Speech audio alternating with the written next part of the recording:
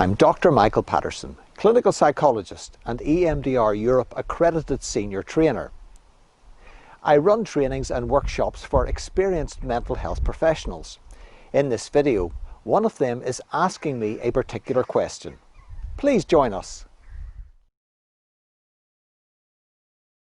What if we working on something that is repeated in present, so it's not fully in the past? Let's say a relationship with a parent that it's still quite complex, or maybe parent is still emotionally unavailable to that person who is now an adult.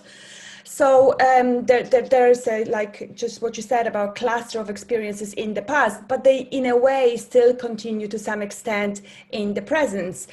So I suppose it's not for, it has been in the past, but there's that continuation. So I suppose how to tackle that. Mm-hmm.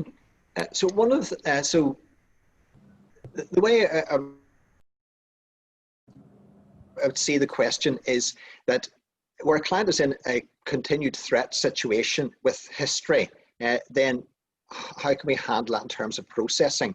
So a parallel situation might be somebody who is in who has a history of domestic violence and they're still in contact with the abuser, who is a nasty piece of work.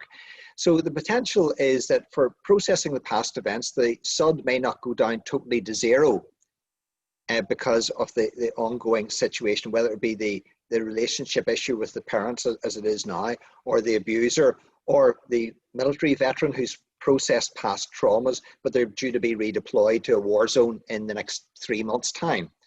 So in which case then you may not get the SUD down to zero. What I would certainly would help them process to an extent. We could do cognitive interweaves because although they're linking into the childhood experiences, that they as the adult can have a different perspective on things. And whenever they as the adult today, when they're in the situation with their parents, that can connect to where the information is stored and how they thought, felt and acted as a child, or basically how they survived as a child gets activated. And that's how they in the adult's body continue to survive in the relationship with the parents. So by processing those past events, then it can help them, but it allows us then to introduce some form of resourcing maybe, or cognitive interweave. So we could use a relational resource to come in and support the client, coaching them in what to say and do with the parents.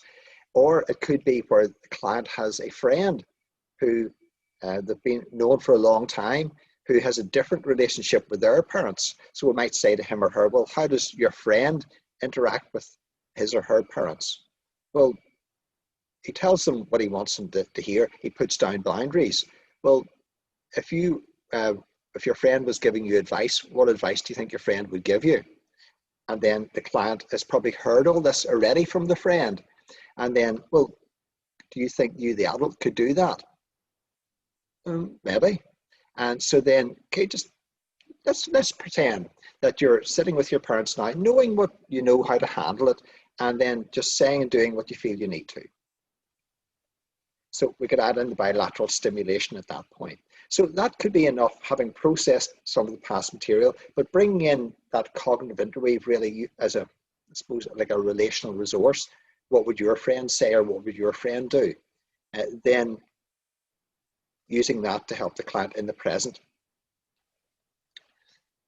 So basically, if I suppose if I repeat the point there in case folks didn't just grasp what the point I was making, is that in the here and now, then an adult in their relationship with a particular person, if there's history going back to childhood, then how they survived as a child, stored in that memory network, is what could be activated. So instead of acting like an adult in their 30s or 40s, then they could feel very much like the child when they're with the parents now, and respond in exactly the same way, because as a child growing up in that environment, their survival depended on that behavior. So it becomes a learned response. So then by processing the past events, it can help weaken that, but allows us then to introduce an adult's perspective to then how they might interact with the parents in the here and now. Does that answer the question, Annetta? Yeah, it does. Thank you. That's good. Thanks.